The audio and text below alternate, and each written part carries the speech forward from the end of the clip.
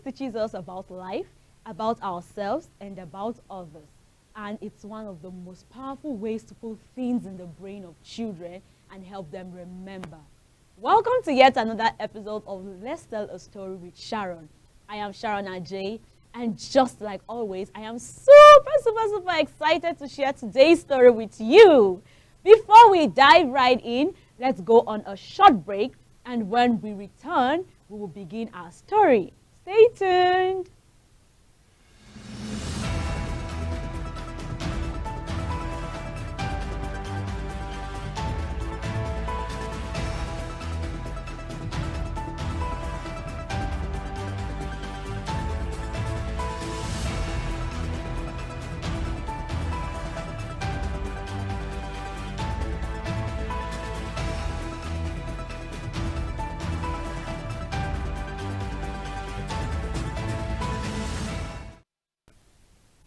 Welcome back, kids. Who is excited to hear today's story? I am. Are you excited to hear today's story? Well, our first story today is titled Little Red Riding Hood. Amazing, right? Little Red Riding Hood. Well, let's get started. Once upon a time, there was a great forest. By the forest, there was a small house, and in the house lived a man, a woman, and their little daughter. One day, the woman, who was an extremely handy seamstress, made her daughter a beautiful scarlet cloak and hood. The girl loved the cloak. She wore it so often that from that day forward, she became known as Little Red Riding Hood. Now you know where we got our title from, right? Of course you do. Little Red Riding Hood said to her mother, "Would you be so kind as to take some freshly baked bread butter and a fruit cake to your grandmama?" Now this is her mom asking her to do that. And she said, "I'll be delighted to, mother," said Little Red Riding Hood. But it has been such a very long time since I've seen Grandmama. I fear that I shall not recall where she lives or even what she looks like." "My dear," replied the mother, "once you get going, you'll be sure to remember the way." Little Red Riding Hood set off into the heart of the forest. She carried a wicker basket lined with a red and white checked cloth filled with her grandmother's goodies.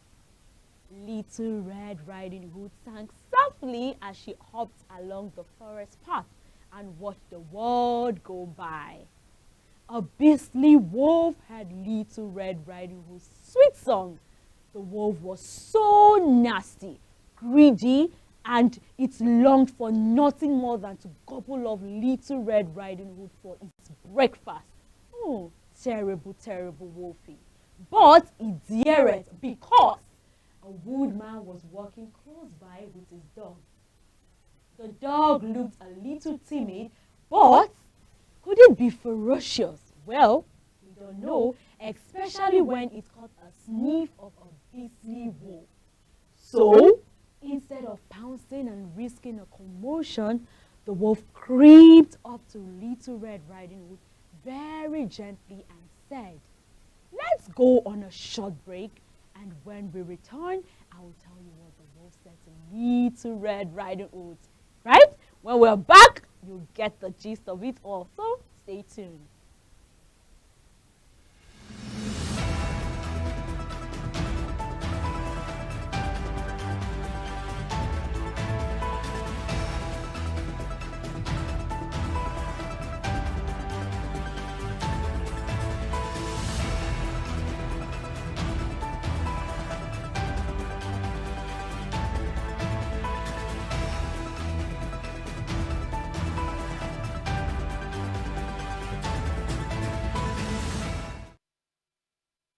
Welcome back, kids. I know you are all excited. Now, let's continue. The wolf crept up to Little Red Riding Hood very gently And guess what he said? He said, "Hello, Little Red Riding Hood. So where are you going this fine morning?" "To see my grandmama," she said, "and take her the gift from my basket, the bread, butter, and cake." "Where does your grandmama live?" asked the creepy wolf. "In the heart of the forest," she replied. "Ah, yes, I know that house," said the wolf in a low, gruff voice. "But I must be off now. I bid you farewell, little girl. Do take good care of yourself out here. The forest can be a mighty dangerous place for little girls to be all alone." And before Little Red Riding Hood had time to reply, the wolf was gone far, far, far away. Little Red Riding Hood was in no hurry. She loved the forest and could happily play there alone for hours. She followed a butterfly. She watched a squirrel crack open a nut. She saw a rabbit up through the ferns and a bee collect nectar from the wild flowers. She even bumped into a woodman cutting logs. "Where are you going all alone, Little Red Riding Hood?" said the woodman. "I am going to see my grandmama," she said. "But I must hurry along now or I'll be late." While Little Red Riding Hood was playing, the nasty, nasty wolf ran as fast as he could to the heart of the forest and unfortunately found her grandmother's house. The grandmother lived alone. She was dreadfully weak and rarely rose from her bed. And as it happened, she was in her bed that very day. The nasty wolf crept up to the front door. "Who's there?" said the old lady. "Little Red Riding Hood, grandmama," said the wolf, trying to put on a child's voice. "Come in, my dear," said the old lady. Pulled the string and the latch will lift open. Oh, unfortunately, the wolf went inside. You can imagine the shock on the old lady's face as sighting the wolf standing in front of her. Wow! I could imagine how scared she was. She froze in fear and moments later, well, we are going to go on a short break. And when we return, we'll figure out what the wolf did to grandmama. Stay tuned.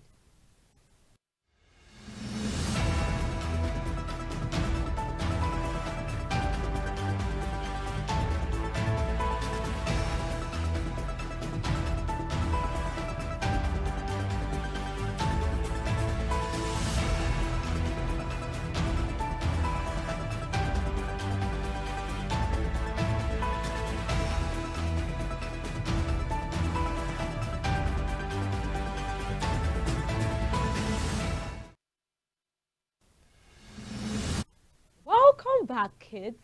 Well, I guess you are all waiting and curious at what the wolf did to grandmama. Well, when the wolf got in, she froze in fear, and moments later, the beastly wolf, hungry from his run through the forest, gobbled her up in a single bite. Oh no! But the wolf was not satisfied. He wondered what it would be like to have a taste of Little Red Riding Hood.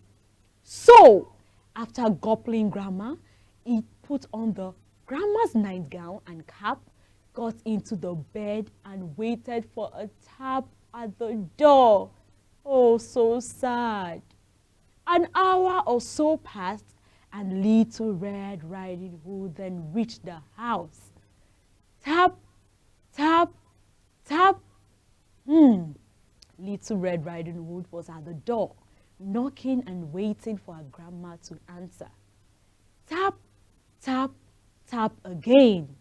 "Come in," said the wolf, trying so hard to sound as much as the old lady as possible.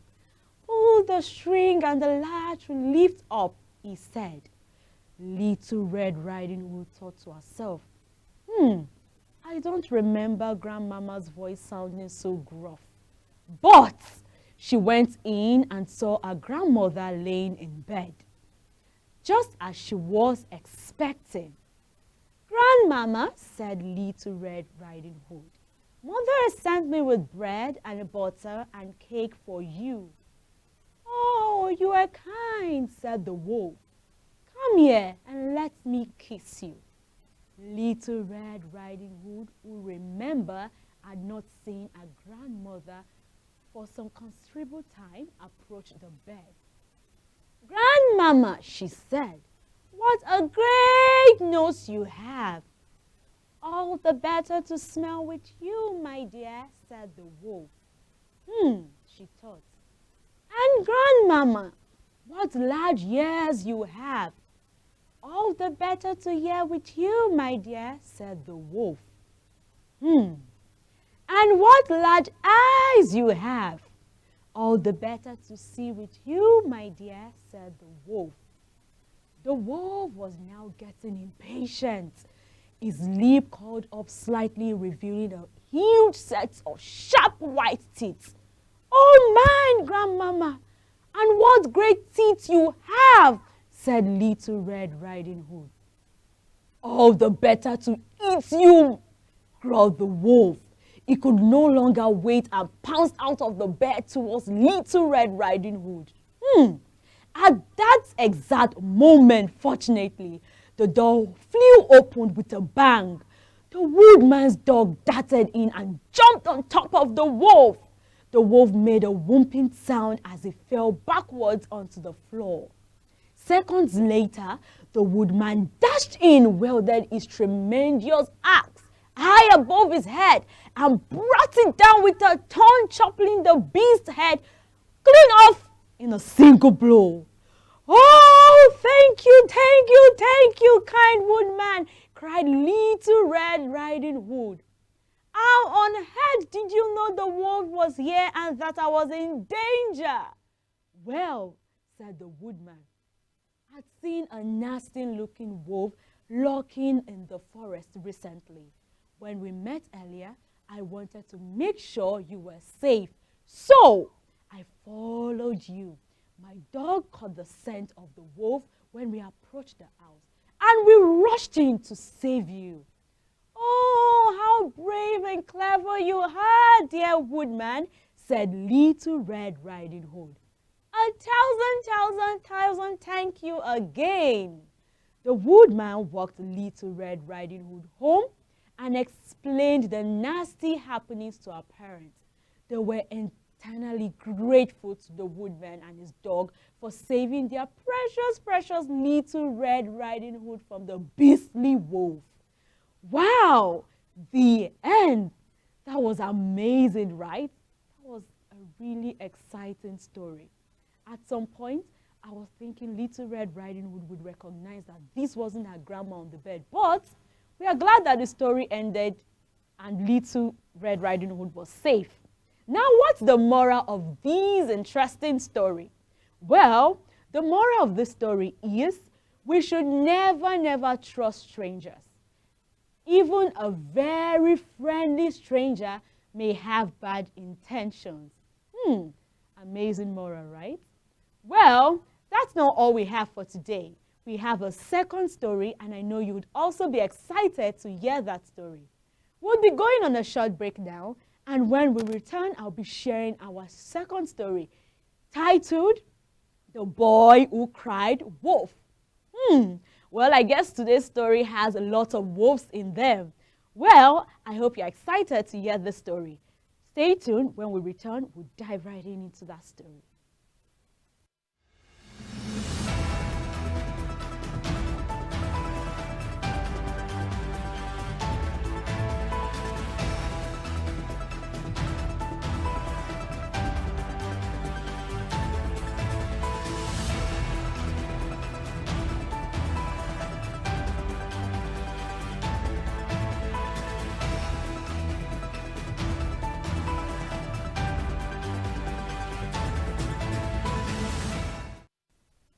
Welcome back, kids. Like I said, the title of our second story is The Boy Who Cried Wolf. Well, let's dive right in. There once was a shepherd boy who was bored as he sat on a hillside watching the village sheep. To amuse himself, he took a great breath and sang out, "Wolf, wolf, the wolf is chasing the sheep." The villagers came running up the hill to help the boy drive the wolf away. But when they arrived at the top of the hill, they found no wolf. The boy laughed at the sight of their angry face. "Don't cry wolf, shepherd boy," said the villagers, "when there is no wolf." They were so angry, and they went grumbling back down the hill. Later, the same day, the boy sang out again, "Wolf, wolf, the wolf is chasing the sheep." To his naughty delight, he watched the villagers run fast up the hill to help him drive the wolf away. When the villagers saw no wolf, they sternly said again, "Save your frightened song for when there will really be something wrong. Don't cry wolf when there is no wolf." They were furious at his games. But the boy just grinned and watched them go grumbling down the hill. Once more, later, same day, he saw a real wolf prowling round his flock. Alarmed, he leaped to his feet and sang out as loudly as he could, "Wolf, wolf, wolf! There is a wolf hurting the sheep." Well, I wonder if the villagers will answer him this third time now there is a real wolf. Well, we're going to go on a short break, and when we return, I will tell you if the villagers attended to his cry or not. Stay tuned.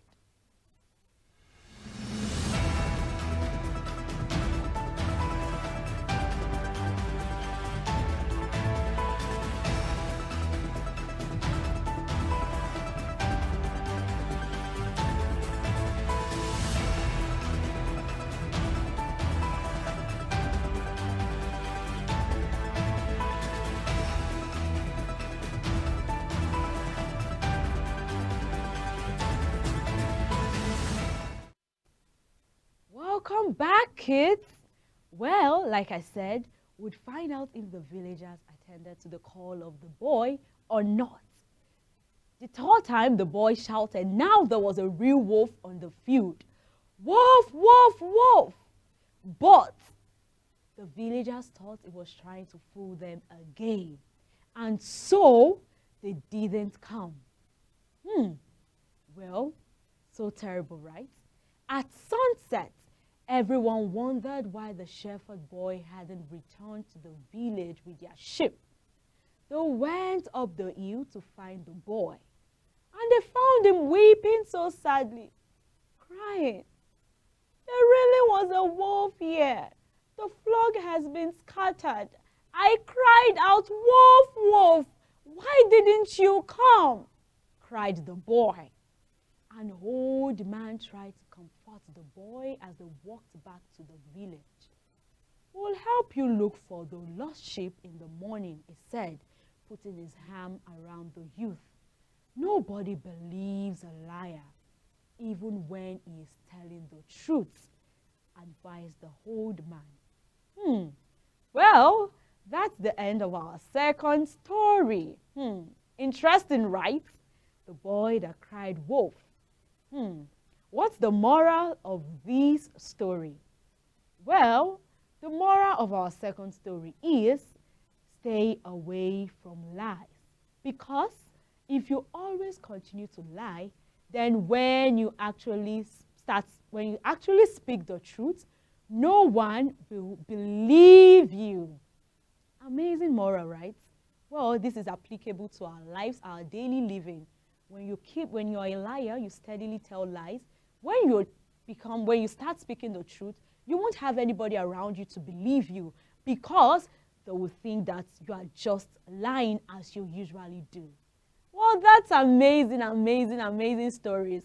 Little Red Riding Hood, and The Boy Who Cried Wolf. Interesting stories, right? I hope you've been able to learn one or two from our stories today. Well, that's all for our stories for today, and be sure to join us on our next episode on Story Time with Sharon. See you next time. Bye.